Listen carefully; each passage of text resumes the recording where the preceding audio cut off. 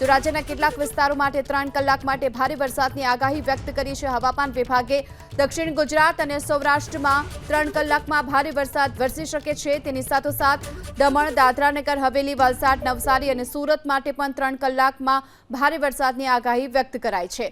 ભરૂચમાં પણ 3 કલાકમાં ભારે વરસાદ વરસી શકે છે। ભાવનગર, અમરેલી, ગીર સોમનાથ, જૂનાગઢ, પોરબંદરમાં પણ ભારે વરસાદની શક્યતા હવામાન વિભાગે વ્યક્ત કરી છે। તેની સાથોસાથ દ્વારકા, જામનગરમાં પણ આગામી 3 કલાક ભારે રહેશે અને અહીં પણ ભારે વરસાદની સંભાવના વ્યક્ત કરવામાં આવી છે।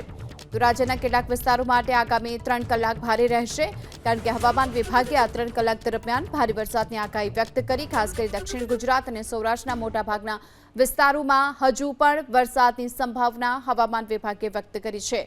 દમણ, દાદરા નગર હવેલી માટે પણ આગામી 3 કલાક ભારે, અહીં પણ ભારે વરસાદ વરસી શકે છે। દક્ષિણ ગુજરાતમાં વલસાડ, નવસારી, સુરત અને ભરૂચમાં ભારે વરસાદની આગાહી છે। તેની સાથોસાથ સૌરાષ્ટ્રના ભાવનગર, અમરેલી, ગીર સોમનાથ, જૂનાગઢ, પોરબંદર, દ્વારકા, જામનગરમાં પણ આગામી 3 કલાક ભારે વરસાદ વરસી શકે છે।